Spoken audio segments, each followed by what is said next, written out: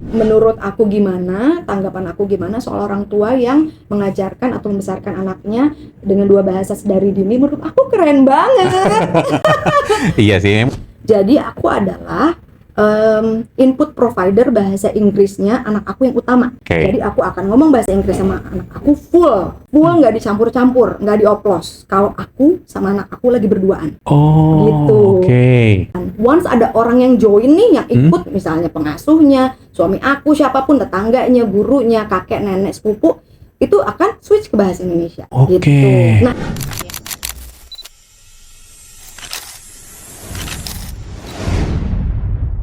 Halo Sobat Oka, balik lagi dengan saya Kang Man di podcast Cerita Oka. Kali ini kita akan ngobrol bareng salah satu guru privat bahasa Inggris. Ya, tapi ini bukan bahasa Inggris untuk dewasa ya, untuk anak-anak. Ya, katanya mulai dari 15 bulanan katanya. Bisa ngajar untuk ngelatih anak-anak yang bisa bilingual. Boleh kenalin dulu latar belakangnya kayak gimana dulu deh? Boleh ya, sebelum akhirnya masuk ke perjalanan aku mengajarkan anak aku sendiri. Betul. Aku bukan anak orang lain yang usianya 15 bulan. Jadi awalnya itu aku suka sama bahasa Inggris sebenarnya dari zaman kecil ya. Aku suka banget gara-gara paparan film Hollywood. Oh, gitu. oke. Nah, terus sedikit gitu, papa aku ngeliat nih, ini kayaknya anak suka nih sama bahasa Inggris gitu. Udah kuliahnya sastra Inggris aja gitu. Ya udah akhirnya aku kuliah sastra Inggris, dan sambil kuliah itu aku siaran di radio gitu. Nah, kalau pas siaran di radio di Bandung nih ya, salah satu radio di Bandung ini pakainya bahasa Indonesia ya, mostly ya. Tapi di situ aku bisa ngelihat penggunaan bahasa Indonesia di konteks-konteks seperti pakai bahasa Indonesia di panggung, pakai bahasa Indonesia ketika interview, pakai bahasa Indonesia ketika bacain iklan gitu loh, pas MC dan lain-lain gitu. Kan di situ juga akhirnya aku jadi belajar, oh bahasa itu ternyata pengaplikasiannya itu banyak ya gitu, selain untuk kehidupan sehari-hari gitu, dan strateginya juga beda-beda ya gitu. Nah, di akhir karir aku sebagai penyiar radio itu aku ngerasa kayaknya aku suka deh sama ngajar. Karena aku nikmatin banget tuh kalau aku ngasih training ke junior-junior aku gitu. Tapi ngajar apa ya? Ya udah aku mikir, kan aku kuliah sastra Inggris, ya udah ngajar bahasa Inggris aja. Alhamdulillah keterima tuh di salah satu tempat kursus yang bisa disebut sih ternama ya di Indonesia gitu. Aku berkarir sebagai guru bahasa Inggris di sana selama 2 tahun. Habis itu aku mutusin untuk jadi guru les, guru kursus gitu yang datang ke rumah. Kalau biasanya kalau muridnya anak-anak tuh aku datang ke rumah. Kalau muridnya dewasa aku datang ke kantornya atau ketemu di tengah di kafe gitu. Nah, itu sebenarnya apa ya, bisa disebut that was the moment when my career as an English teacher tuh solidified gitu ya. Dan saat itu juga Instagram tuh kan mulai ada feature Instagram Story ya, gitu. Nah waktu itu aku nggak ada ketertarikan buat posting-posting yang diri aku gitu ya. Tapi kayaknya ini seru nih Instagram Story gitu. Ya udah aku posting-posting konten-konten bahasa Inggris gitu untuk ngajarin grammar dengan cara yang paling simpel. Di story semuanya? Di story semuanya gitu. Walaupun sebenarnya ujungnya itu adalah untuk aku latihan ngajar. Untuk aku latihan ngajar ke murid-murid aku. Gimana cara menjelaskan grammar dengan cara yang paling singkat, yang paling mudah dimengerti. Setelah itu perjalanan aku jadi guru bahasa Inggris tuh berapa lama ya? Aku lupa sih, nggak pernah ngitung ya. Aku nggak pernah ngitung. Pokoknya mungkin dari 2014 ya, let's say 10 years ya, berarti 10 tahun aku jadi guru bahasa Inggris gitu. Sampai pernah punya sekolah online sendiri, namanya Austin's Convo Class. Tapi aku memutuskan untuk hiatus setelah aku melahirkan gitu, karena pengen fokus membesarkan anak aku dan juga membesarkan anakku secara bilingual. Nah ini nih menarik nih, bilingual ini kan banyak sekali ya sekarang orang tua ya. Saya juga banyak di TikTok, di IG juga banyak yang nonton, banyak yang bilang orang tua no. Nah ini kan lagi tren kan. Sebenarnya menurut Kak Austin itu gimana sih tren orang tua mendidik ngajarin anak tuh dari kecil? Bahkan katanya dari ada yang katanya dari 6 bulan. Itu coba biasakan dengan bahasa-bahasa luar lah selain bahasa Indonesia. Nah, menurut Kak Austin, tren seperti ini tuh kayak gimana? Tren orang tua membesarkan anak sedari dini. Betul. Dengan 2 bahasa. Betul. Bahasa Indonesia, bahasa Inggris, ataupun bahasa Indonesia dengan bahasa lainnya ya, Betul. gitu, entah itu bahasa asing ataupun bahasa daerah. Gitu. Kalau menurut aku sebenarnya yang orang tua ini lakukan, termasuk aku salah satunya adalah mereka ini ingin membekali anak dengan salah satu soft skill yang di masa depan itu akan membantu mereka, entah itu di pendidikan, entah itu di pekerjaan, di pergaulan, gitu kan. Sama seperti orang tua yang ingin membekali anaknya dengan skill-skill lain gitu, seperti skill bersih-bersih rumah lah, skill menggambar lah gitu. Itu kan sebenarnya untuk kebutuhan mereka di masa depan. Betul, ya skill hidup itu ya. Skill hidup, dan nggak hanya untuk survive gitu, tapi juga untuk thrive gitu. Jadi nggak hanya untuk bertahan hidup, tapi juga untuk akhirnya nanti bisa sukses gitu di masa depan, di zamannya mereka. Jadi kalau balik lagi ke pertanyaannya Man tadi, tren orang tua yang membesarkan anaknya sedari kecil itu gimana sih? Menurut aku ini berarti orang tua itu sedang berpikir ke depan gitu, ya, bahwa di masa depan skill ini akan sangat dibutuhkan. Maka dari itu persiapannya dari sekarang. Tapi kalau kita balik lagi sedari dini gitu, kenapa harus dari sedari dini sih? Kenapa enggak nanti aja gitu, misalnya abis mereka bisa bahasa Indonesia kan ada yang ngomong gitu kan ya. Loh kenapa tidak? Karena kan usia sedari dini itu anggapannya itu berarti usia prasekolah ya,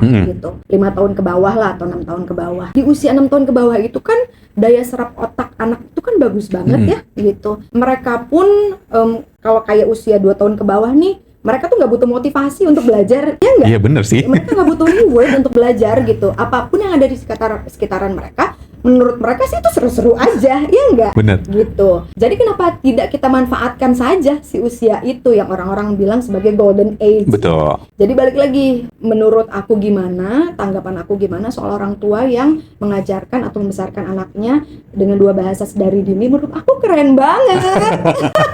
Iya sih, memang kan itu selain dari situ juga sebenarnya kan dari Indonesia sendiri lah, banyak juga investor-investor asing kan, banyak peluang kerja juga di luar negeri yang kemampuan bahasa asing itu perlu dan sangat mutlak wajib, ya kan? Nah, artinya kalau orang tua sudah aware dari sekarang, artinya itu bagus kan? Nah, hal yang positif nih buat teman-teman ibu-ibu atau bapak-bapak di sana yang masih muda gitu ya. Iya. Nah, nyambung sebenarnya gini, aku tuh pernah kerja 1 tahun di multinational company, di mana aku tuh jadi company host. Company host itu jadi aku adalah orang salah satu tim yang hosting tamu-tamu perusahaan tersebut, karena perusahaannya punya site gitu ya. Jadi banyak tamu tuh, entah itu internal, entah itu eksternal gitu. Baik internal maupun eksternal, karena ini adalah international company, jadi banyak juga si tamu-tamu ini tuh yang memang harus di host pakai bahasa Inggris gitu. Kalau misalnya kita baru belajar bahasa Inggris ketika kita sudah besar, ketika kita sudah punya prioritas lain, yaitu prioritas pekerjaan atau keluarga, otak itu kan semakin terbagi-bagi ya, gitu, akan jadi lebih sulit. Dan selain itu juga bahasa Inggris akhirnya tidak menjadi bagian dari diri dia, gitu loh. Untuk bisa menjadi bagian dari diri kita, itu berarti harus sudah lama gitu loh kita pakai bahasa itu, gitu.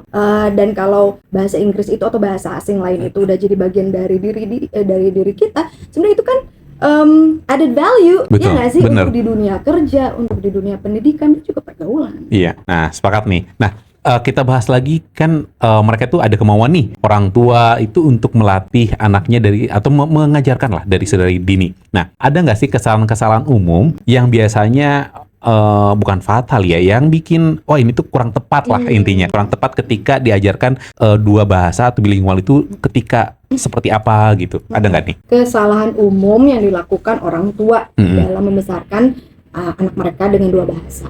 Ada beberapa ya. Yang pertama itu banyak orang tua yang tidak tahu perbedaan dari language learning dan language acquisition. Gimana tuh? Jadi language learning itu adalah kita belajar sebuah bahasa itu lewat baca buku, kita belajar kata bahasanya, kita belajar vocabulary lewat worksheet gitu ya. Kita lewat pilihan ganda, nulis esai dan lain-lain lah gitu, yang biasa kita lakukan di sekolah gitu. Atau di tempat kursus kita ada textbook terus kita kerjain soalnya. Itu language learning gitu, yang tujuannya adalah gimana caranya kita bisa mendapatkan pengetahuan tentang bahasanya, tersebut gitu. Nah, kalau language acquisition itu adalah cara kita mengakuisisi si bahasanya, bagaimana kita menyerap si bahasanya.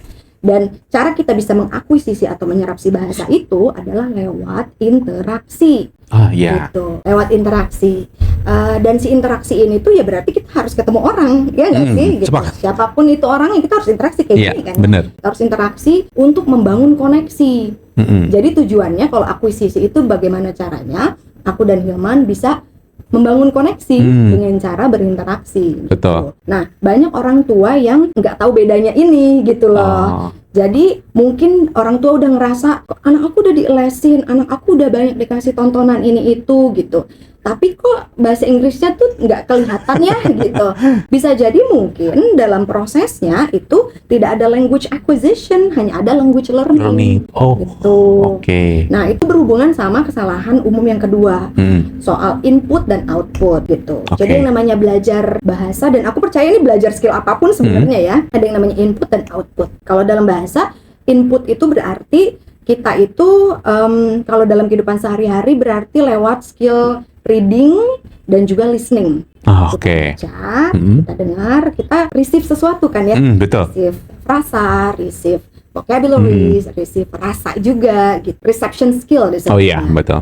Itu adalah input. Itu kan yang dimasukkan ke otak kan.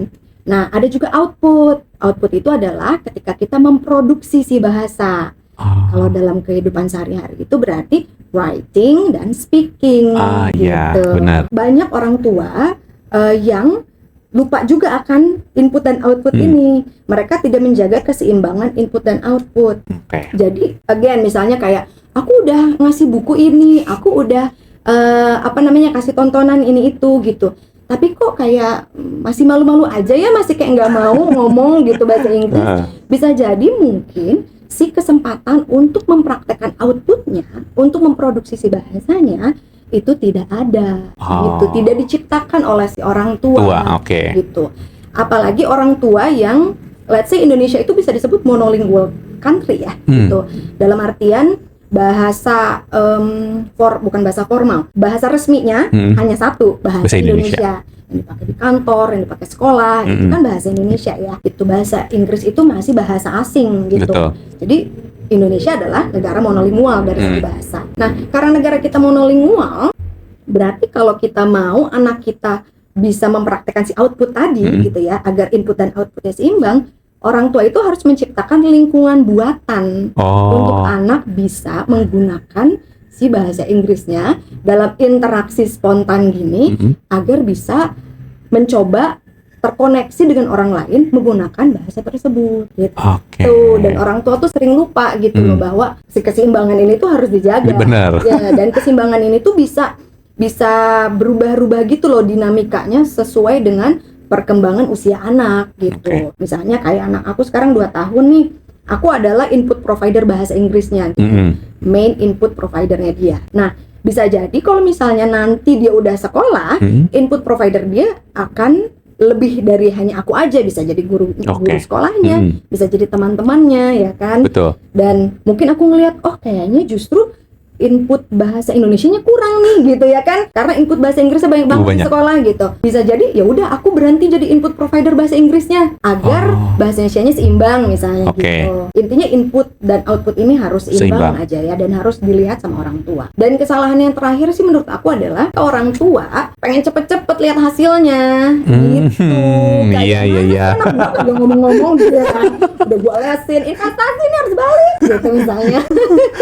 gitu. Ingin melihat hasilnya segera. Nah, hal ini itu berarti terjadi karena orang tua itu lupa sama fungsi bahasa sendiri. Fungsi bahasa itu apa? Untuk berkomunikasi, alat komunikasi. Iya nggak sih gitu. Nah, untuk akhirnya bisa dipakai sebagai alat komunikasi berarti kan anak itu harus banyak berinteraksi sama orang di situasi yang beda-beda. Betul. Ya nggak sih? Kalau orang tua ingin cepat-cepat anaknya menunjukkan hasil, berarti orang tua tersebut melihat bahasa itu bukan alat komunikasi tapi alat uji. Iya gitu. Bener juga ya, bener. Iya, alat uji. Kalau mau cepet mah ngerjain soal, kelihatan hasilnya. Berapa? 90. Yang ini salah, yang ini benar gitu kan. Iya, benar sih. Gitu. Kalau misalnya kayak aku nih, pengalaman aku ke anak, aku tidak melihat bahwa kemampuan dia itu tolak ukurnya lewat seberapa banyak dia bisa bilang ini bahasa Inggrisnya apa? Yang ini apa bahasa Inggrisnya? Nggak gitu. Tapi seberapa dia bisa paham instruksi aku dalam interaksi. Seberapa nyaman dia bisa mengucapkan kata-kata bahasa Inggris dalam interaksi. Oke. Gitu. Seberapa banyak dia bisa menggunakan kata dengan makna yang tepat dan konteks yang tepat dalam sebuah interaksi. Menurut aku itu tolak ukur progres anak, dan banyak orang tua yang lupa akan hal ini gitu loh. Jadi makanya pengen buru-buru lihat hasil gitu. Oke, ini ada 3 kesalahan. Ada kesalahan yang lain? Mungkin ada ya. Mungkin aja nanti kita di sesi selanjutnya nih. Iya, betul. Oke, nah kan tadi saya melihat ada perpindahan bahasa nih. Kan mungkin kita belajar awal, misalnya saya seorang tua, saya punya background belajar bahasa Arab. Oke, saya ajarkan anak saya itu belajar bahasa Arab. Tiba-tiba ibunya jago bahasa Inggris nih. Nah, terus neneknya bahasa Indonesia. Iya. Nah, itu gimana cara kita nge-switch-nya? Apakah harus kayak gimana kondisinya, itu kayak gimana gitu? Nah, jadi kalau misalnya mau membesarkan anak lebih dari satu bahasa, berarti gitu ya. Apapun bahasa kedua dan ketiganya, yang perlu si caregiver utama lakukan adalah membuat sistem. Membuat sistem Gitu. Membuat sistem ada, kalau memang ternyata perlu ditulis, tulislah gitu ya. Kalau ternyata nggak perlu ditulis, ya udah nggak apa-apa gitu ya. Aku juga aku nggak nulis karena memang sistemnya cukup simpel. Tapi yang perlu dilakukan adalah ketika sistem itu dibuat ya, itu harus dikomunikasikan sama orang yang terlibat. Oke. Kalau untuk sistem aku, itu aku hanya komunikasikan ke suami dan ART, pengasuhnya aku gitu loh. Karena kami bertiga yang sehari-hari bertemu dan berinteraksi sama anak gitu. Nah, kenapa sistem ini perlu dibuat adalah biar orang-orang utama gitu ya. Misalnya kalau ada keluarga yang caregiver utamanya adalah bapak, ibu, nenek, ada yang gitu kan? Betul. Atau enggak misalnya ibu, kakek, nenek, ada juga yang kayak gitu ya. Nah, berarti si caregiver utama ini harus diajak ngobrol gitu loh tentang si sistem. Kenapa? Karena again balik lagi ke negara kita yang monolingual, ya enggak? Negara kita itu monolingual. Berarti untuk akhirnya bisa menciptakan anak yang bisa mengakuisisi bahasa, harus ada lingkungan buatan. Lingkungan yang dibuat-buat. Kan beda kalau misalnya kayak kita tinggal di negara yang bahasa utamanya adalah bahasa Inggris, keluar rumah ya kita ngomong bahasa Inggris, ya ke pasar pakai bahasa Inggris, naik transportasi umum pakai bahasa Inggris, sekolah pakai bahasa Inggris. Di Indonesia kan enggak ya, keluar rumah ke warung pakai bahasa Indonesia, naik ojek pakai bahasa Indonesia. Nah, berarti kapan dong ngomong bahasa Inggrisnya? Berarti harus dibuat kan lingkungannya. Lingkungan memang buatan gitu loh. Buatan, tapi gimana caranya lingkungan ini bisa bikin anak mau dan bisa berinteraksi secara spontan, seakan-akan natural gitu loh. Karena bikin lingkungan buatan itu enggak mudah, makanya si main caregivers ini harus dilibatkan dan harus berkomunikasi. Agar apa? Agar bisa terjadi konsistensi. Gitu. Jadi misalnya nih, contohnya kalau kayak aku itu adalah di rumah pengambil keputusan untuk pendidikan. Mungkin nggak pengambil keputusannya mungkin bersama, tapi planning. Aku tuh planner utamanya pendidikan anak. Jadi aku bikin nih si plannya, kemudian aku presentasikan ke suami aku. Gimana, setuju nggak, oke nggak, suka nggak, pandangan kamu gimana gitu ya. Misalnya kayak udah. Setelah itu aku komunikasikan ke pengasuh aku. Jadi rencana aku membesarkan anak aku dalam bahasa Inggris adalah gini. Gitu ya. Kalau boleh sharing sedikit, sistem aku itu adalah, jadi aku adalah input provider bahasa Inggrisnya anak aku yang utama. Jadi aku akan ngomong bahasa Inggris sama anak aku full nggak dicampur-campur, nggak dioplos. Kalau aku sama anak aku lagi berduaan. Gitu. Kalau aku sama anak aku lagi berduaan. Once ada orang yang join nih, yang ikut, misalnya pengasuhnya, suami aku, siapapun, tetangganya, gurunya, kakek, nenek, sepupu, itu akan switch ke bahasa Indonesia. Gitu. Nah, ini kan sistem kan ya. Sistemnya sebenarnya nggak ribet kan, tapi harus dikomunikasikan kan, gitu loh, biar si main caregiver ini tahu dinamikanya nanti akan kayak gimana. Kalau aku nggak komunikasikan sama suami aku, kan mungkin suami aku mikir kayak ngapain sih ini teh, gitu ya sih.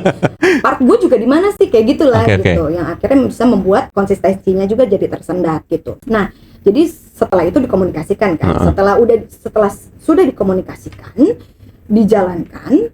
Nah, entah itu plannernya, entah itu orang utama yang terlibat, itu harus mau secara berkala mengobservasi gitu loh. Apakah sistem ini berhasil? Oke. Enakeun nggak sih Oke. sama dinamika keluarga kita? Kalau bahasa Sundanya maksakeun tuh sih gitu ya.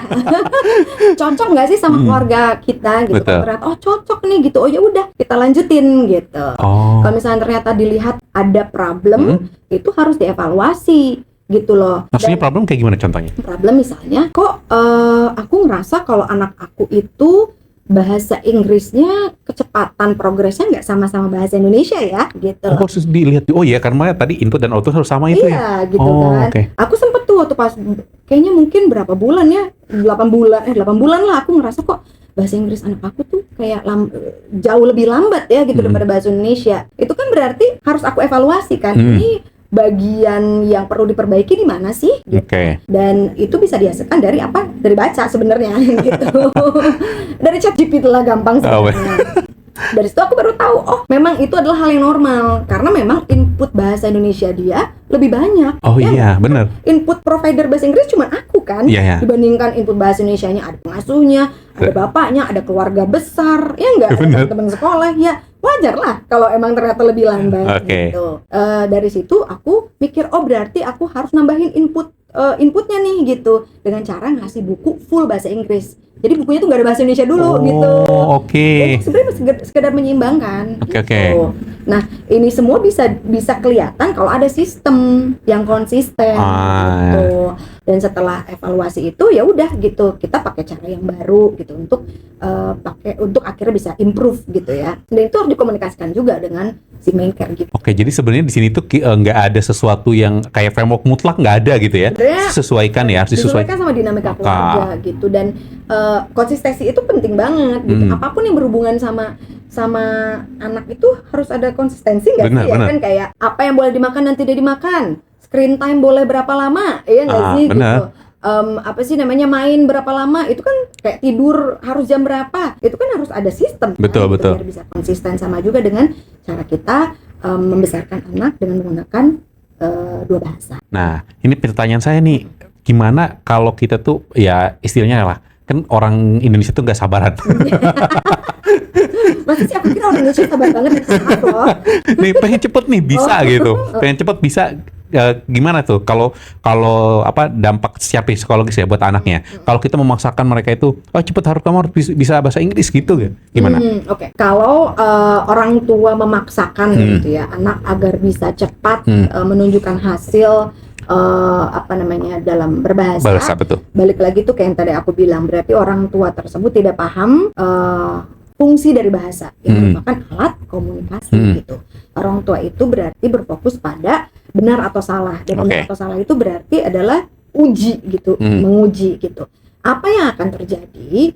Sebenarnya akan terjadi adalah frustasi nggak cuma di orang tua, tapi frustasi di anak gitu. Frustasi di orang tua karena mungkin orang tua sudah merasa melakukan yang terbaik, ya nggak sih, melakukan yang terbaik, tapi kok nggak ada hasilnya, ya salah aku ya sebagai orang tua, bisa jadi gitu kan gitu. Atau mungkin ada juga yang anaknya jadi frustasi karena merasa tertekan oleh orang tuanya gitu. Dan pada akhirnya anak bisa demotivasi gitu, dan bisa juga jadi nggak mau gitu loh belajar bahasa kedua tersebut. Nah, pengalaman aku itu kan kayak yang tadi aku udah sempat cerita sama Hilman adalah aku fokus di ngajar adults, aku tuh adult students ya selama kurang lebih 10 tahun tuh. Banyak dari adult students ini yang pintar, punya jabatan, sangat lihai berkomunikasi dalam bahasa Indonesia. But when it comes to English gitu, there's just something gitu, sesuatu yang membuat mereka tuh kayaknya tuh nggak bisa gitu pakainya ya. Padahal keinginan belajar tuh besar banget. Nah, kalau ditilik-tilik, banyak problem dari adult students ini dalam menggunakan bahasa Inggris yang sifatnya adalah psikologis gitu. Iya, aku takut membuat kesalahan. Psikologis itu kan sebenarnya. Iya, aku tuh takut banget kalau ngomong salah. Apalagi aku punya jabatan, aku takut malu kalau di depan tim aku salah. Gitu, kan. Itu sebenarnya psikologis dia kan, yang mungkin berawal dari entah itu dari orang tua, entah itu dari guru mereka ketika mereka lebih muda, iya kan? Gitu. Entah mungkin si pengajarnya atau orang tuanya itu terlalu menitik beratkan kepada kesempurnaan, ya nggak sih? Gitu, yang membuat mereka jadi setakut itu untuk berkomunikasi. Atau mungkin juga orang-orang atau murid-murid aku ini yang adalah adults ini mereka itu nggak mau kelihatan kalau mereka tuh masih belajar gitu loh. Berarti kan ada mindset atau ada psikologis dari mereka yang merasa bahwa kalau orang kelihatan belajar itu memalukan gitu. Oh iya. Ya gitu. Itu kan semuanya psikologis kan, yang gue yakin itu didapatnya adalah dari ketika mereka masih lebih muda, entah itu masa kecil, masa pas belajar ya. pas belajar gitu, masa di sekolah gitu. Jadi nanti kerasa pas gedenya bagaimana cara dia melihat sebuah bahasa. Ya sih, saya juga dulu pernah ngalamin bahasa Inggrisnya saya jelek. Jadi ketika waktu itu saya belajar bahasa Inggris waktu SMP kalau nggak salah. Nah, saya dikatakan, oh ini grammar kamu salah. Terus belajar bahasa Arab itu waktu SD. Kosakatanya banyak yang lupa dan oh kamu salah, harusnya ini itu tuh gitu. Nah, dari situ saya ketakutan nih sampai SMA, sampai itu tuh sampai kuliah lah waktu itu. Sampai kata, wah salah nih, saya dimales untuk berbicara. Iya, jadi demotivasi. Bener. Kan? Nah, berarti ini sepakat nih dengan teori ini. Oke, nah terus gimana ya, kan ketika saya kan waktu di sekolah belajar bahasa Inggris, kemudian di belajar bahasa yang lain lah. Nah, kemudian ketika di rumah berarti kita cara pembagian tugasnya tuh kayak gimana nih? Kan tadi kan sudah dijelasin ya, kalau nanti orang tua berarti yang jadi plannernya itu harus fokus ke jadi pemain utama lah untuk memberikan masukan input utama. Nah, terus yang kayak ART, ayah atau nenek itu tuh mereka gimana cara ngimbanginnya? Belajar atau tetap mereka harus menggunakan bahasa Inggris juga atau enggak atau gimana nih? Jadi setiap keluarga itu kan dinamikanya beda-beda.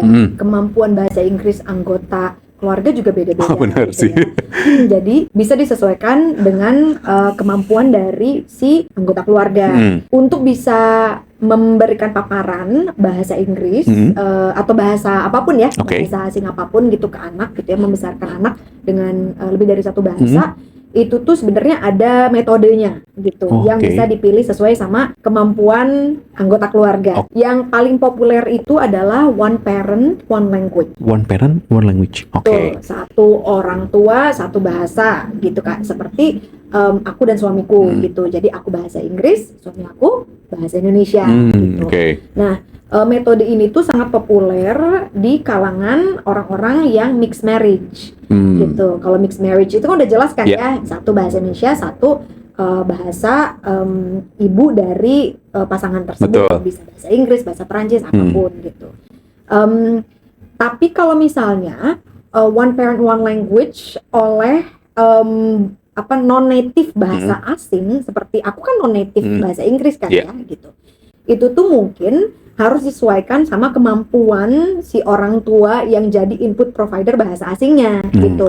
Kalau misalnya kamu ngerasa aduh bahasa Inggris aku belum maksimal, masih level lower intermediate atau bahkan elementary gitu ya. Saran aku nggak pakai one parent one language gitu. Kenapa? Bukan berarti kayak jangan kamu nggak mampu, nggak gitu ya. Lebih kayak ke ditakutkan nantinya itu jadinya itu memberikan informasi atau input yang kurang sesuai gitu. Nah, mungkin bisa dimulai dengan metode yang berikutnya nih. Metode yang berikutnya adalah, ini sebenarnya yang paling simpel, namanya adalah metode time and place. Time and place, kayak gimana tuh? Jadi input dan output bahasa asing itu diberikan di waktu atau tempat tertentu. Misalnya ketika lagi makan, jadi hanya makan aja kita pakai bahasa Inggris gitu. Atau misalnya hanya ketika mama jemput kamu aja dari sekolah, nanti di mobil kita ngomong bahasa Inggris. Setelah turun dari mobil, balik lagi ke bahasa Indonesia. Tapi itu perlu di-set up, perlu ngobrol sama anaknya? Perlu dong, perlu banget. Karena nanti kayak, kenapa mama tiba-tiba ngomong bahasa Inggris gitu. Biar mereka nggak bingung ya? Bingung, dan memang harus diprekondisikan gitu loh. Oke. Apalagi kalau anaknya udah lebih besar ya. Anak udah lebih besar itu kan, kalau menurut mereka nggak ada hubungannya sama kehidupan aku, ngapain aku lakuin? Mereka kan udah bisa kayak gitu kan. Iya. Kalau anaknya masih kecil sih, kayak seumuran anak aku gitu ya, ya mereka sih kayaknya akan terima-terima aja ya nggak sih? Dan akan akhirnya paham sendiri lewat repetisi gitu. Nah, tapi semuanya itu harus diprekondisikan gitu. Nah, si time and place ini memang cocok untuk orang tua dengan keterampilan bahasa Inggris di level manapun ya. Tapi ingin coba-coba dulu gitu. Ini cocok nggak ya buat keluarga aku, dinamika keluarga aku? Pakailah time and place. Kenapa? Karena komitmennya lebih pendek. di mana penggunaan bahasa asing tersebut itu hanya ada di waktu dan tempat tertentu. Misalnya hanya ketika makan, ya udah, misalnya makan 30 menit nih di meja makan, setelah itu bisa balik lagi ke bahasa Indonesia gitu kan. Jadi nggak akan merasa seperti tertekan lah gitu ya, nggak kayak karena komitmennya langsung besar gitu ya, nggak kayak setiap hari ngomong bahasa Inggris gitu, atau enggak kayak setiap hari Rabu ngomong bahasa Inggris gitu. Kan itu lumayan nih komitmennya, setiap hari Rabu ngomong bahasa Inggris itu 24 jam ya hari Rabu ya. Mau ngomong apa gitu ya nggak sih? Bener. Gitu. Jadi mendingan komitmennya kecil aja dulu, pendek aja dulu, tapi tiap hari. Konsisten. 20 menit aja deh pas jemput kakak gitu ya. Perjalanan pulang setelah jemput kakak dari sekolah, 20 menit tapi tiap hari gitu. Nanti kalau udah bisa dilakukan secara konsisten, 20 menit tersebut bisa ditambahin waktu ataupun si tempatnya gitu. Jadi bisa pilih antara metode yang populer ini, antara one parent, one language atau time and place.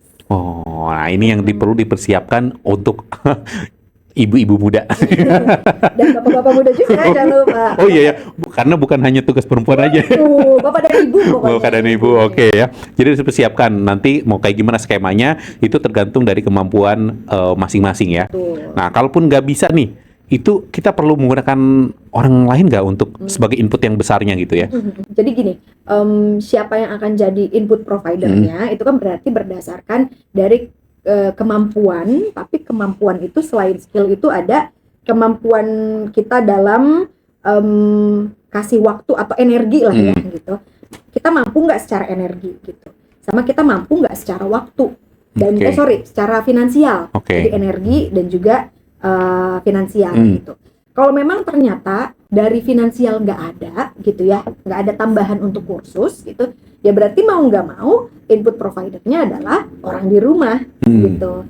Tapi kalau misalnya ternyata energinya ada, finansialnya juga ada, jadi di rumah itu diajarin juga bahasa Inggris, ada input dan output bahasa Inggris, ditambah lagi nih sama kursus, ya silahkan juga kalau memang ternyata ada. Gitu kan. Tapi kalau misalnya ada banyak nih gitu kayak ya working mom gitu ya, yang nggak ada energinya dan nggak ada waktunya gitu, takutnya jadi nggak konsisten, ya udah deh bayar aja kursus gitu. Ya berarti kalau gitu ya kita percayakan sama third party gitu, yaitu adalah lembaga kursus. Oke, jadi tergantung disesuaikan ya dengan kemampuan masing-masing. Oke, nah sudah tahu nih. Nah sekarang kalau kita biar anak-anak kita itu makin percaya diri, kan itu kan perlu adanya repetisi. Nah, gimana caranya mereka itu jadi terekspos terus dan mau repetisi gitu. Kayak contoh mungkin ada buku, ada apa. Nah, kira-kira kegiatan yang sederhana dan mungkin simpel banget lah. Selain kan itu kan diajarin ya. Nah, buat mereka berlatih gitu. Berarti pertanyaannya adalah kayak media atau activity apa yang bisa dipakai untuk supaya anak bisa merepetisi atau mempraktekkan outputnya. Betul. Ya. Balik lagi ke perbedaan language learning dan juga language acquisition gitu. Kalau misalnya nih language learning, berarti kan kalau gitu yang dicari adalah activity atau input apa nih yang bisa kita kasih lewat media apa sih anak ini bisa belajar gitu kan. Kalau language learning ya, berarti mungkin medianya adalah kita subscribe application misalnya. Atau enggak kita kasih screen time untuk nonton YouTube misalnya. Atau misalnya kita kasih buku gitu yang full bahasa Inggris gitu. Nah itu untuk dia bisa language learning. Nah kalau misalnya kayak untuk language acquisition-nya, gimana caranya anak bisa nih gitu menggunakan si bahasa tersebut di interaksi yang spontan. Kalau dalam ruang lingkup rumah itu sebenarnya interaksi sehari-hari gitu. Contohnya nih kayak interaksi sehari-hari, kalau karena aku pakai bahasa Inggris sehari-hari full sama anak, sebenarnya interaksi tolong ambilkan ini, ambilkan itu sebenarnya kan akan jadi repetisi ya. Betul. Gitu. Benar. Jadi dipakai di kehidupan sehari-hari itu adalah activity-nya gitu. Dipakai di kehidupan sehari-hari. Mau itu lewat, tapi memang lebih enak itu kalau bisa lewat games gitu. Game. Oh iya, games kayak bermain sebenarnya. Bermain gitu sama anak gitu ya. Bermain sama anak. Jadi gini, kadang ada ya, aku sebagai orang tua juga kadang suka sadar gitu kayak aduh ya ampun bisa nggak sih kita nonton TV aja gitu nggak sih? Bener-bener. Ya kan Iya, kayak iya. gitu anak juga kayaknya akan anteng kok gitu. Tapi kan kalau kita nonton TV pada akhirnya tidak akan ada interaksi antara aku sama anak kan. Betul. Berarti aku akhirnya mengurangi praktek output dia gitu. Nah, berarti memang harus sengaja dibikin interaksi apa ya gitu. Oh, interaksi kalau tadi tuh aku bikin hopscotch di rumah. Hopscotch tuh engklek, tau nggak sih yang kayak kita loncat-loncat Yeah. gitu, tau kan ya? Yeah. Dipakein kayak Kotak. lakban gitu. Itu kan dalam prosesnya kan aku berkomunikasi sama anak kan. Oh, gitu. iya. Walaupun anak aku baru 2 tahunan, dia juga nggak ngerti aturannya gitu. Setelah jadi itu juga dia nggak bisa mainnya. Tapi waktu pas bikin tuh ada interaksi di situ gitu. Oke.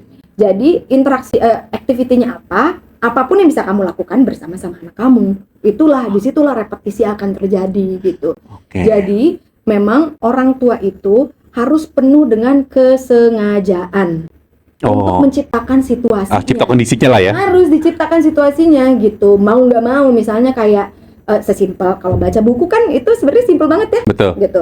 Baca buku nih. Jadi anak aku tuh udah terbiasa banget setiap hari dia baca buku.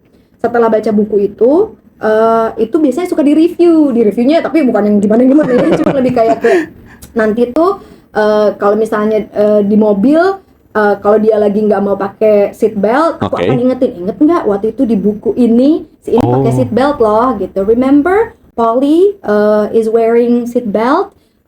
What is it in the car gitu kan? Itu berarti kan repetisi sebenarnya kan dari apa yang dia baca di buku, kemudian udah kayak gitu dia bisa koneksikan itu dengan kehidupan sehari-hari. Sesuai dengan konteksnya itu ya. Sesuai dengan konteksnya. Jadi mungkin all in all activity-nya apa itu tergantung. Ini language learning atau language acquisition. Kalau udah tahu apa, langsunglah orang tua dengan penuh kesadaran dan kesengajaan gitu menciptakan si activity tersebut. Oke, berarti untuk language akuisisi itu kita harus lebih bisa mengkondisikan ya, mengkondisikan. Tapi kalau untuk language learning itu kan biasanya dari sekolah atau di tempat kursus lebih gitu, atau dari orang tua sendiri sebenarnya bisa menciptakan itu.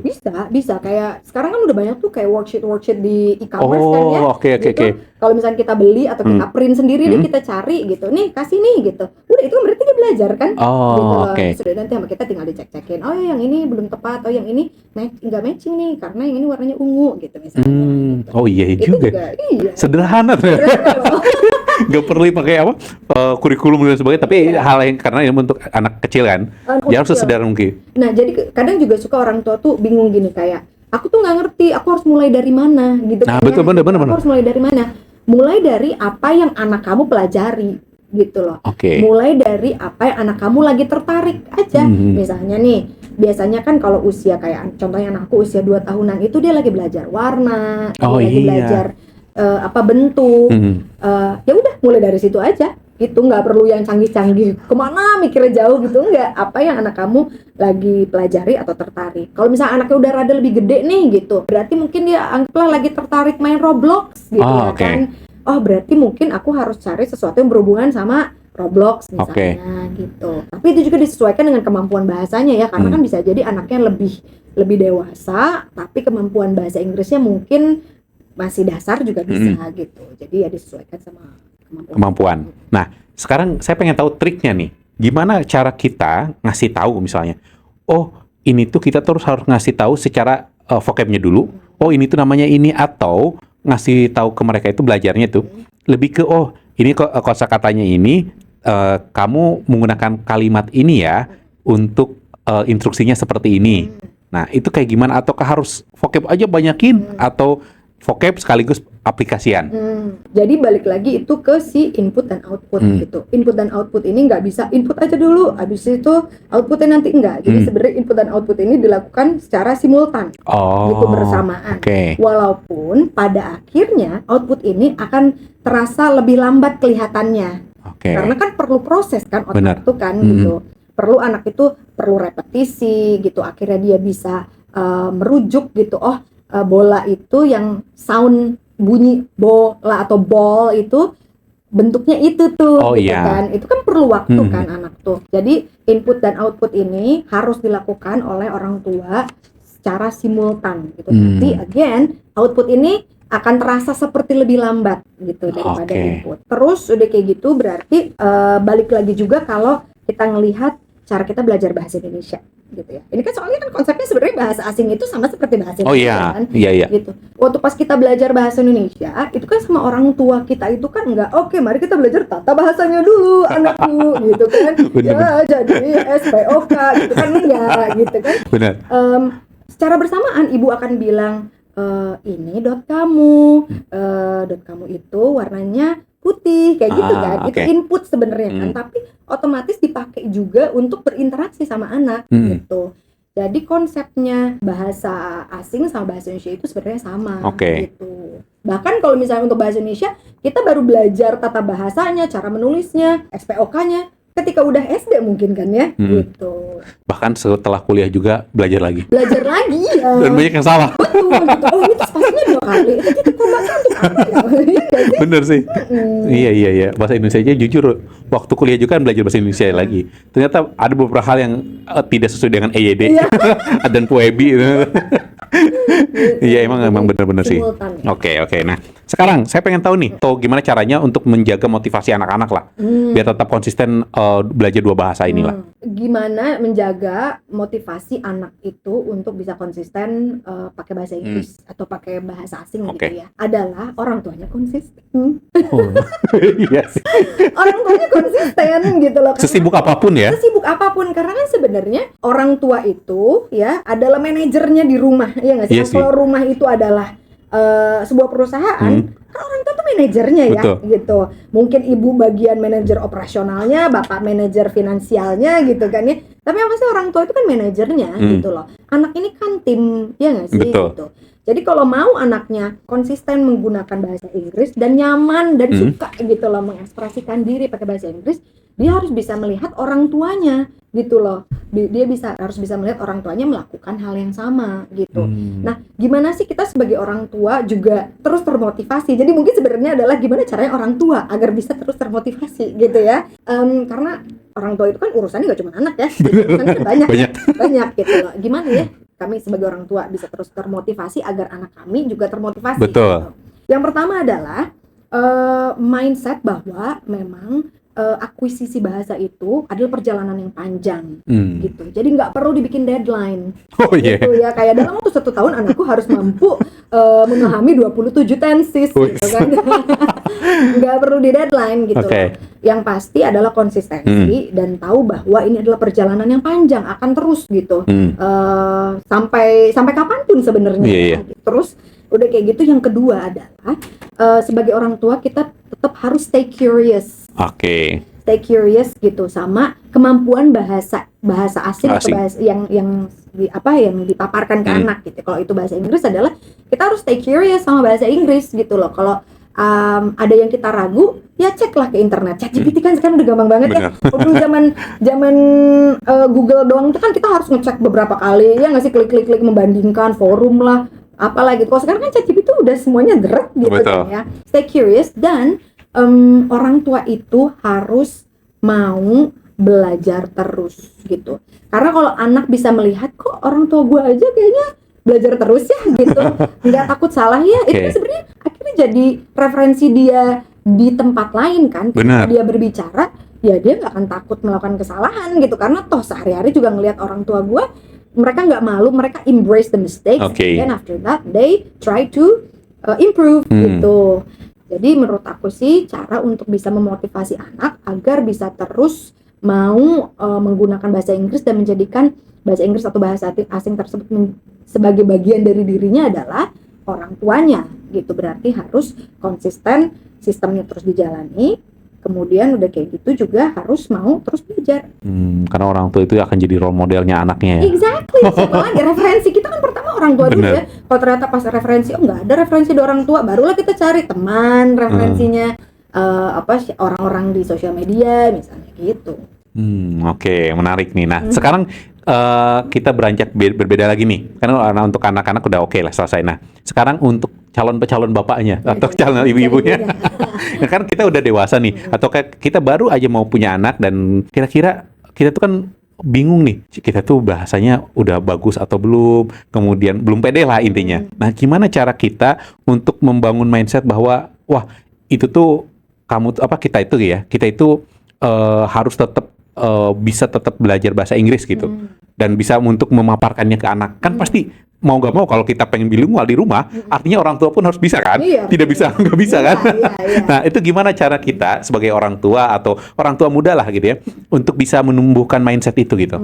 Jadi kalau yang namanya kita mau belajar bahasa asing ya, itu kan biasanya itu karena suatu tujuan kan. Karena bahasa asing itu kan bahasanya bisa apapun kan. Benar. Ada pilihan mau Inggris kah, mau Jerman kah, mau Jepang kah, mau Arab kah, mau apa gitu. Nah, berarti pertama adalah tujuannya apa sih? Oh, Kita why-nya belajar ya. si bahasa tersebut Oke. gitu. Oh, kita aku mau belajar bahasa tersebut karena aku tuh mimpinya adalah tinggal dan kerja di Jerman gitu Iya. Berarti adalah tujuannya apa sih gitu. Misalnya kayak aku sih bahasa asing nanti tapi pengen bahasa daerah dulu. Tujuannya apa? Oh, aku nggak pengen anak aku tuh nggak tahu bahasa daerahnya. Aku pengen warisan budaya ini tuh turun ke anak aku misalnya. Oke. Itu kan tujuan kan. Betul. Gitu. Dengan tujuan tersebut ya akhirnya kita jadi tahu kita ini harus melangkahnya seperti apa gitu. Oh, iya.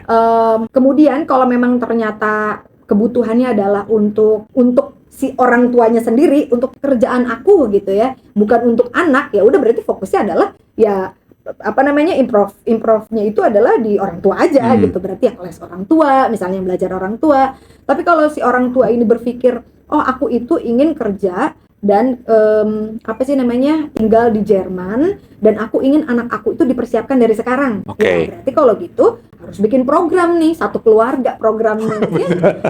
Iya. Sih gitu. Yang namanya parenting itu kan sebenarnya harusnya berupa sistem. Betul. Ya nggak sih? Benar. Berupa sistem, entah tertulis apa tidak, tapi memang itu harus berupa sistem gitu loh. Apalagi ada 2 kepala gitu kan ya, minimal 2 kepala, ayah ibu gitu Benar. kan.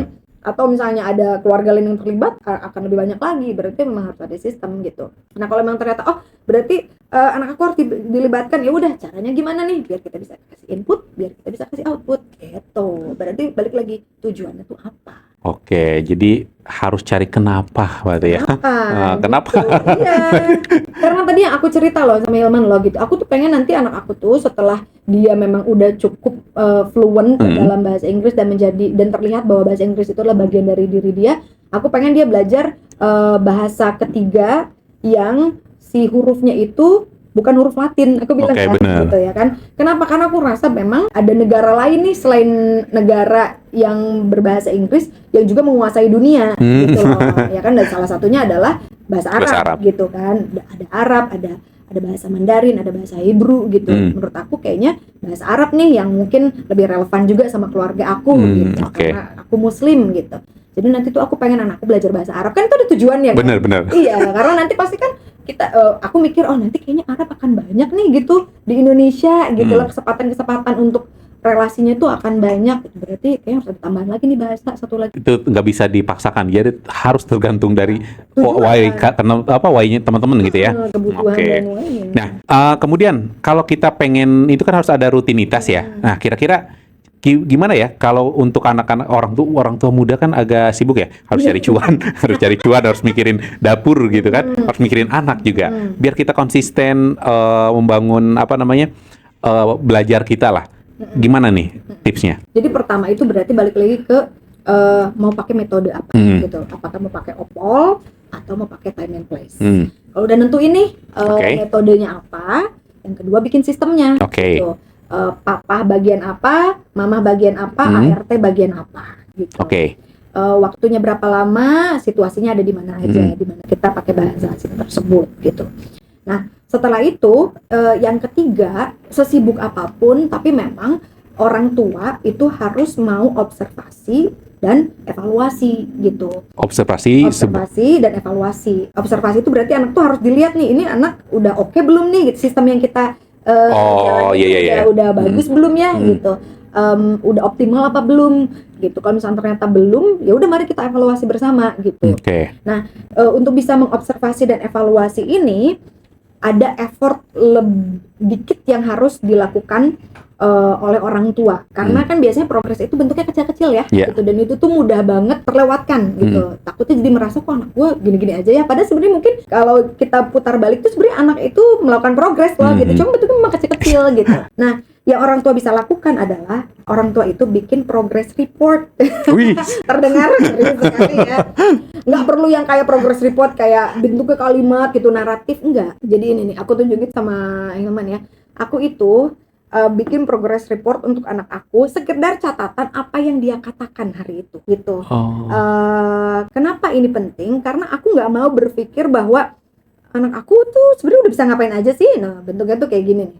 Kata yang diucapkan aja, misalnya dia lagi ngucapin itu, ada handphone nih gitu lah, aku langsung dicatat. Kayak misalnya hari ini dia bilang, tidak ibu, ini everyone gitu kan, berarti oh everyone, dia baru pertama kalau ngucapin kata everyone gitu kan, itu kan progres tapi kecil kan. Iya. Bisa jadi besok dia tuh nggak ngomong everyone, hari itu aja gitu. Atau nggak dia bilang gitu, I am mau dragon, itu tidak bagus, I am.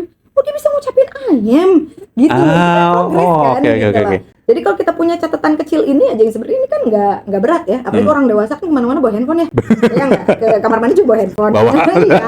Jadi kalau anak ngucapin apa, catatlah gitu. Jadi nanti tuh bisa kayak dibaca, anak aku tuh pernah ngucapin ini ya, udah bisa ngucapin ini ya gitu. Tinggal benarkan sesuai dengan konteksnya berarti obrolannya ya. Gitu. Nanti misalnya lama-kelamaan kayak dia lama-kelamaan tuh frasanya lebih panjang, dia lama-kelamaan itu konteksnya lebih tepat, penggunaan lebih tepat di konteks tersebut gitu. Dari situ kan kita bisa ngelihat ya gitu, kayak ada problem nggak nih gitu, kok dia kayaknya nggak tahu ya bedanya my sama mine misalnya. Gitu ya kan. Nah berarti nanti gue harus sengajain gitu, banyakin ngomong mine gitu. Oh, dia salah-salahin ya, salah-salahin, atau nggak misalnya kayak sengaja diulang-ulang gitu, kayak pura-pura kayak this is mine. Oh tidak, this is mine. Kan dia kan ngedenger terus mine gitu. Oke, sip. Penuh kesengajaan. Ya? Nah, tadi kan lanjut lagi. Nah, kira-kira kalau masalah lebih fokus ke komunikasi sehari-hari, ataukah lebih fokus ke grammar nih untuk anak-anak gitu? Kalau antara grammar dan sehari-hari, jadi yang mau aku tekankan dulu adalah orang itu kan kadang atau mungkin ya aku suka dengar ya gitu sehari-hari, antara grammarnya harus sempurna banget atau udahlah nggak usah mikirin grammar, ngomong aja kayak dua kubu gitu kan, kayak nggak ada di tengah-tengahnya gitu. Padahal sebenarnya yang namanya berbicara itu memang kita butuh grammar. Kalau nggak pakai grammar ya nanti tuh maknanya tuh jadi nggak jelas. Betul, ya, benar. Bisa jadi ada miskomunikasi gitu loh, kalau nanti udah lebih besar ya gitu. Bisa ada miskomunikasi, komunikasi jadi tidak menyenangkan gitu kan. Jadi memang harus dilakukan bersama-sama gitu. Walaupun disesuaikan juga sama umurnya gitu loh. Kalau kayak anak aku yang 2 tahun sih, aku nggak ngomongin grammar ya gitu loh.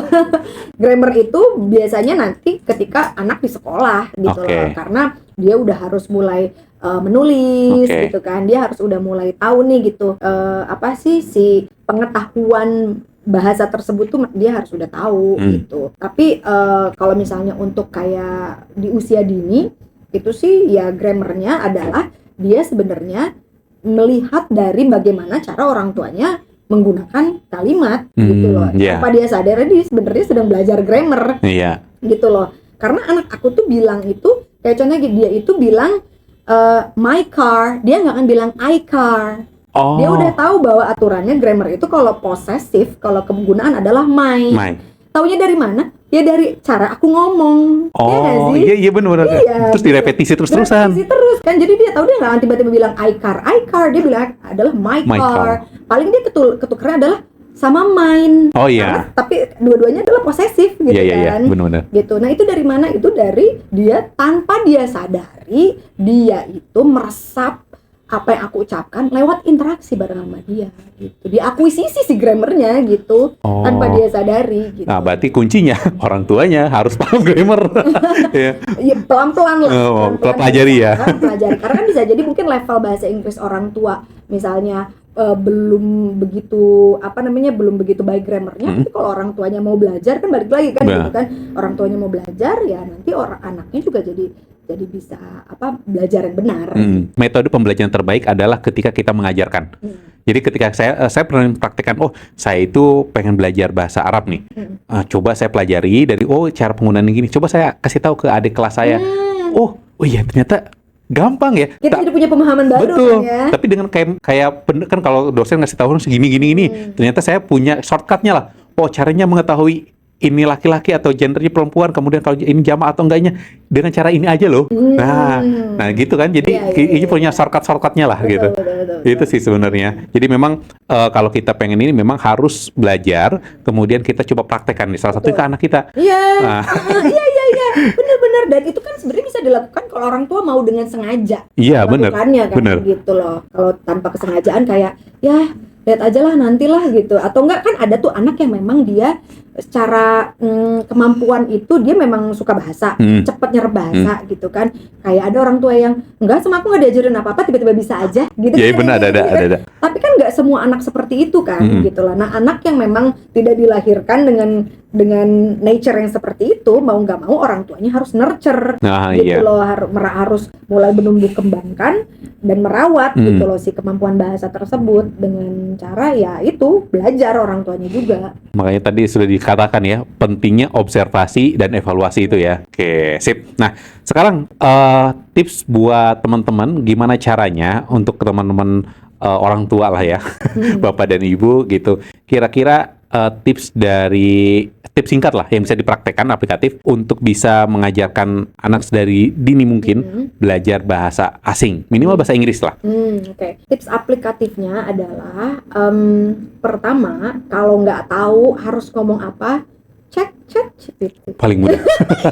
Jadi gini loh, aku tuh kalau misalnya kayak lagi, kan anak aku tuh ikutan sekolah gym kan ya gitu. Nah di sekolah gym itu orang tua itu karena usia anak masih muda, dia itu aku tuh harus ikut bareng sama dia di kelas gitu. Nah di kelas gym itu tuh jadi kita yang menemani si anak gitu. Nah anak itu kan loncat lah, ya apalah banyak lah gitu yang mereka lakukan, dan kita kan banyak harus kayak jangan ini, jangan itu, harus ini. Kita banyak kasih instruksi. Nah aku pun bukan orang yang tumbuh dengan orang tua yang ngomong bahasa Inggris gitu. Jadi banyak hal-hal yang banyak bahasa-bahasa Inggris sehari-hari yang diucapkan ke anak yang aku juga nggak tahu gitu loh. Yang naturalnya itu apa sih cara menyampaikannya gitu loh. Nah, jadi kalau lagi di tempat gym, kalau misalnya kayak aduh aku mau ngasih instruksi apa ya? Aku tuh kadang-kadang suka cek dulu chat GPT gitu. Cek cara untuk ngasih tahu kalau anak kita itu mau loncat dan harus berhati-hati dalam bahasa Inggris. Terus keluar, oh ini land on your feet. Audi, land on your feet. Gitu. Oke. Kesengajaan kan. Itu praktis loh gitu. Gitu. Atau misalnya kayak kita udah ngucapin, terus udah itu, tapi gue tuh bener apa enggak? Ya cek aja. Apakah natural? Ketika kita mengucapkan land on your feet untuk ngasih tahu anak kita supaya mendarat pakai kaki jangan pakai pantat gitu. Oh ya, itu adalah cara yang natural. Native speaker banyak menggunakan kalimat tersebut. Berikut adalah alternatif yang lain, kan gitu kan? Oh iya, benar. Itu mah udah gampang banget. Jadi kalau misalnya ada orang tua, aku nggak tahu, terus meratapi nasib gitu, ya berarti sebenarnya kurang besar keinginannya. Effortnya mungkin keinginannya besar banget ya, tapi effortnya kurang besar. Oke. Nah, berarti pentingnya menggunakan teknologi AI. Iya asli loh, teknologi lo pakai please, apalagi yang gratis. Iya. Oke, sip, thank you banget udah cerita pengalamannya cara membesarkan anak bilingual ya, dan mudah-mudahan ini menginspirasi bapak dan ibu yang masih muda-muda gitu ya.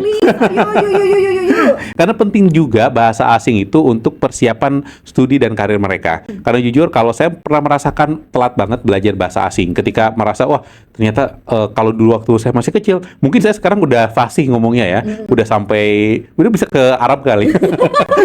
Udah punya bisnis tambang dan sebagainya, minyak ya. Citizennya juga udah ganti ya. Iya mungkin. Nah gitu, dan karir pun mungkin duitnya cuannya udah banyak gitu. Nah tapi sebenarnya memang kemampuan bahasa asing itu penting banget. Salah satunya mungkin belajar bahasa Inggris, kemudian bahasa Arab, ke bahasa Jerman, bahasa Jepang, dan bahasa Mandarin. Dan itu memang punya tujuannya masing-masing juga. Maka dari itu tadi benar kata Kak Austin, cari dulu why-nya itu apa. Why-nya apa? Kalau kita sudah jelas, silahkan gali dan dari situ bisa kita bikin sistem. roadmap-nya ya. Oh, kayak gini dan sistemnya, dan nggak perlu ribet sebenarnya sistemnya juga. Kalau ke keluarga itu ya minimal ada notes, ada ChatGPT. Ya kan paling simpel kan.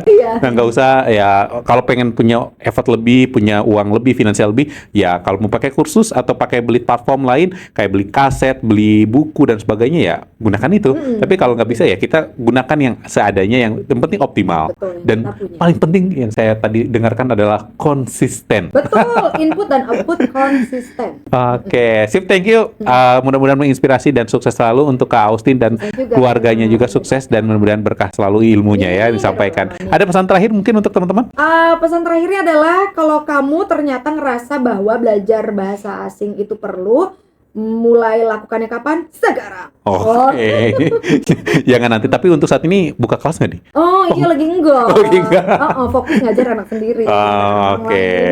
Oke, mungkin mudah-mudahan nanti ke depannya buka kelas ya. Mungkin jadi teman-teman di sini orang tua pengen tahu tips dan triknya gimana cara bilingual gitu, nanti buka kelasnya. Iya, karena mungkin ini bagian percobaannya ya. Percobaan. Kita kan lagi eksperimen dulu nih. Betul. Gitu, kalau udah tahu nanti ya bisa jadi. Oke. Ya. Oke, ini kan sekarang baru 2 tahun ya. Iya, Baru 2 tahun. Nanti mudah-mudahan kalau udah 3 tahun, 4 tahun, ketahuan nih. Cara mengajarkan untuk anak dari usia dini sampai nanti usia kayak gimana kan, kalau udah dewasa, udah adult kan udah tahu kan? Iya. Nah, udah jelas. Nah, nanti mudah-mudahan ada ya. Oke, dan teman-teman tinggal daftar, klik link di bawah. Amin lah, nanti 2 tahun lagi lah. Iya. 2 tahun lagi dia Ini begitu. afirmatif. Oke, thank you teman-teman semuanya, dan mudah-mudahan kalau teman-teman yang pengen ceritanya diangkat di podcast Cerita Otka, silakan komen aja. Nanti kita akan undang di podcast Cerita Otka, baik itu pengalaman studi dan karir di luar negeri, tips belajar bahasa asing, ataupun apapun yang teman-teman pengen share, silahkan komen aja dan nanti kita akan undang. Dan bagi teman-teman yang merasa video dan konten ini bermanfaat, silahkan share kepada teman, saudara, siapapun, dan mudah-mudahan ini bermanfaat bagi teman-teman juga. Oke, saya Kang Man dan Kak Austin pamit undur diri. Sampai jumpa di podcast Cerita Otka selanjutnya. Bye-bye.